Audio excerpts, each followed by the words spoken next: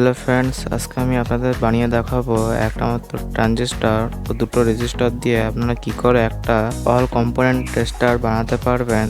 তো চলুন ভিডিওটা শুরু করা যাক। কালেক্টর, বেস, এমিটার, এটা হচ্ছে BC 547 এর একটা ট্রানজিস্টর। NPN ট্রানজিস্টর ব্যবহার করা হয়েছে। বেস ও এমিটারের মাঝখানে আমাদের 10K ওহম রেজিস্টার লাগাতে হবে। এরপর আমাদের একটা 1K ওহম রেজিস্টার যুক্ত করতে হবে বেস পিনে এই জায়গাটা। তো আমার এখানে জোড়া হয়ে গিয়েছে। লাইটের কানেকশন করব।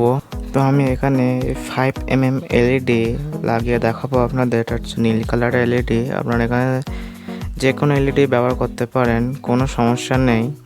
চাইলে আপনারা এখানে বাজারও ব্যবহার করতে পারেন 5 ভোল্টের। আমি এটা সাইলেন্টভাবে দেখাচ্ছি এলইডির সাহায্যে। এলইডির সঙ্গে আপনারা 5 ভোল্টের যে বাজার হয় সে বাজারও লাগাতে পারেন, কোনো সমস্যা নেই। এই যে ছোট যে পিনটা আছে, এই পিনটা হচ্ছে এলইডির নেগেটিভ। তো এলইডির নেগেটিভটা আমি জুড়ে দিয়েছি, এটা হচ্ছে পজিটিভ।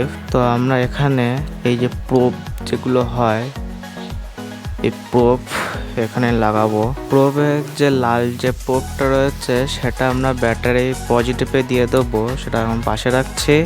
যে কালো যে প্রোবটা আছে সেটা এই 1K রেজিস্টার যেখানে বেসে দিয়েছিলাম সেখানে জুড়ে দেবো। তো জোড়া হয়ে গিয়েছে। এরপরে ব্যাটারি নেগেটিভ পজিটিভ দেখে এখানে কানেকশন করে দেবো। তো আমার যে কালো যে দাগটা আছে, তার যে কালো যে পয়েন্ট করা আছে সেটা হচ্ছে আমাদের নেগেটিভ আর এটা পজিটিভ। পজিটিভটা আমি ডাইরেক্ট লাল যে প্রোবটা দেখিয়েছিলাম সেখানে দিয়ে দেবো, আর কালোটা এই এমিটারে এখানে দিয়ে দেবো। যারা এখনও চ্যানেলটা সাবস্ক্রাইব করেননি তারা চ্যানেলটা সাবস্ক্রাইব করে পাশে থাকা বেল আইকনটা অলে প্রেস করে দেবেন। পজিটিভগুলো সব একসঙ্গে জুড়তে হবে। এটা হচ্ছে ব্যাটারি আমি পাশে জুড়ে দিয়েছি। এটা হচ্ছে ব্যাটারি, এটা হচ্ছে transistor, 10K register, 1K register, LED আর এই প্রোব। তো চলুন আমি একটুখানি স্যাম্পেল এই দুটো জুড়ে দেখাচ্ছি। দেখুন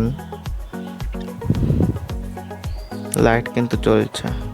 আমি এটা সরাই নিলাম, লাইট বন্ধ হয়ে গিয়েছে, আবার লাইট জ্বলছে।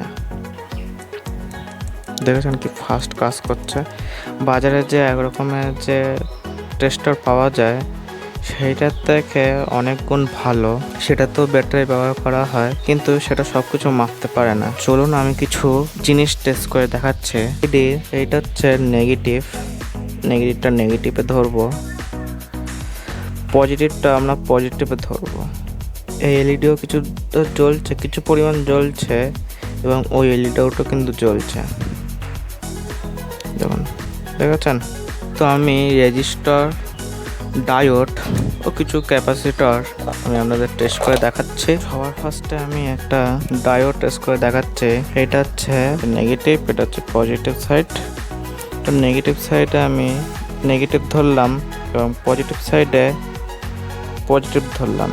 তো দেখুন এখানে দেখাচ্ছে যে এখান থেকে ভোল্টেজ পাস হচ্ছে, তার মানে এটার এই সাইডটা ঠিক আছে। কিন্তু আমি যে এটা উল্টো সাইড করব, এখান থেকে পজিটিভ আসবে না, যে সাদা যে দাগ আছে এখান থেকে পজিটিভ আসবে না।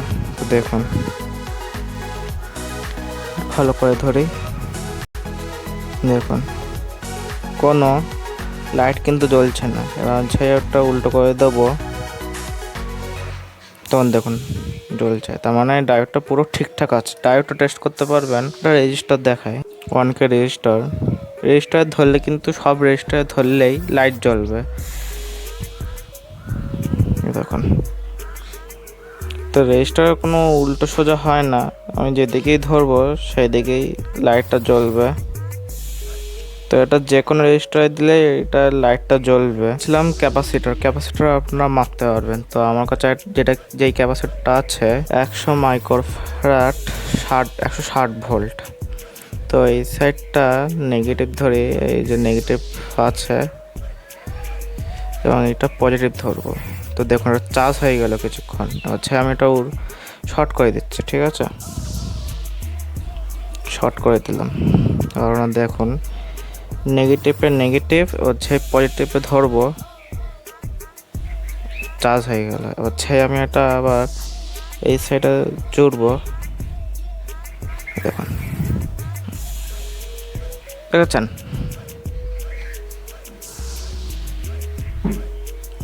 তো আপনারা এটার সাহায্যে অনেক কিছু মাপতে পারবেন। তো আমার কাছে একটা ছোট একটা তার আছে, তো এই তারটা আমি মেপে দেখাচ্ছি যে তারটা ঠিকঠাক আছে কিনা।